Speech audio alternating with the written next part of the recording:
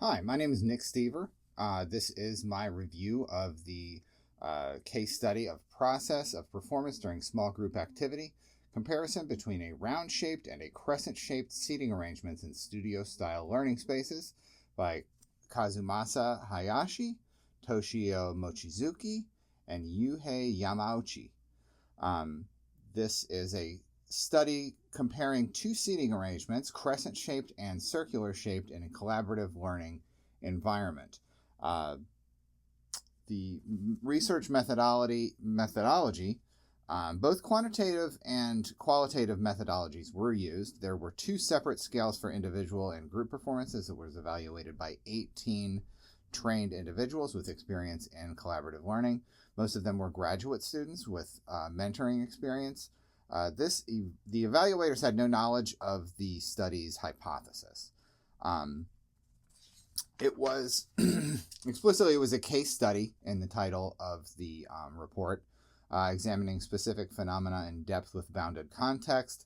Evaluators observed eye contact and discussion dynamics, and informal memos were recorded to capture characteristic behaviors. The qualitative methods that were used were correlational. The evaluators used an 8-point Likert scale to rate performances, with 1 being definitely inapplicable and 8 being definitely applicable. Exploratory mixed method designs, where qualitative data is collected and first to inform or complement subsequent quantitative analysis. It states in the report that it's a pioneering study, so that's exploratory. That indicates that it's an exploratory methodology. The independent variables were round-shaped or crescent-shaped seating arrangements. The dependent variables were individual process performances on attitude, behavior, and competencies. The group process performances were planning and process, interdependence and leadership, and results. And once again, these are based off of a 1 through 8, not applicable to definitely applicable scale. The task types were controlled in both groups with both groups performing the same tasks. Each group was made up of 5 students, and the duration of the tasks was 50 minutes, with a 5-minute presentation at the end. Leaders were selected the same way through group discussion at the beginning of each session. All students spoke the same language, which was Japanese in this case, and the environments were all the same studio-style learning space with movable furniture. The variables were all measured in the same Likert scale for individual, once again, that's attitude, behavior, and competencies, and group, planning and process, interdependence and leadership, and results. Video recording was used to measure eye contact and for the duration of discussions. The statistics were measured using Cronbach's alpha for internal consistency and intraclass correlation coefficients for inter-rater agreement. So inter-rater agreement, generally you are shooting for at least an 85% complete agreement between all the people rating the data. The sample was a group of 45 undergraduate and postgraduate students, with 25 being female, 20 being male, all pooled from 17 schools in the greater Tokyo area. The age ranges was from 18 to 24 years old.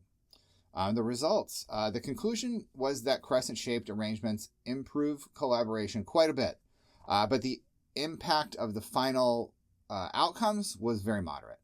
The reason that the crescent-shaped seating was better for collaboration is that it facilitated better eye contact, reduced interpersonal distances, mostly because, it's half the space. It fostered better communication and leadership dynamics. Everybody was kind of focused on the same area, with the leader being in the center and then the other students all circled around. Learning environment designers and instructors should consider socio-pedal factors, proxemics, and focal point when designing seating arrangements to foster collaboration. Flexible furniture layouts can enhance student interactions and process performances. So that is the answer to how the conclusions of the study would suggest for future research. Does the topic you chose for the action research project lend itself more towards qualitative, quantitative, or mixed method design? I think in this case, I really took a lot of inspiration from this study. And if I was going to do my own study on my topic, which is involving classroom seating and how to foster the best learning environment with different seating plans and flexibility, I would use the same. I would use a lot of the same things. I really liked the Likert scale and the narrow rubrics. I might even borrow some of those specific things that were measured, the measurable variables. I like the video recording to analyze eye contact and discussion, specifically because I thought initially, that my sample size, that was one of the reasons I picked this study. To begin with, it's a small sample.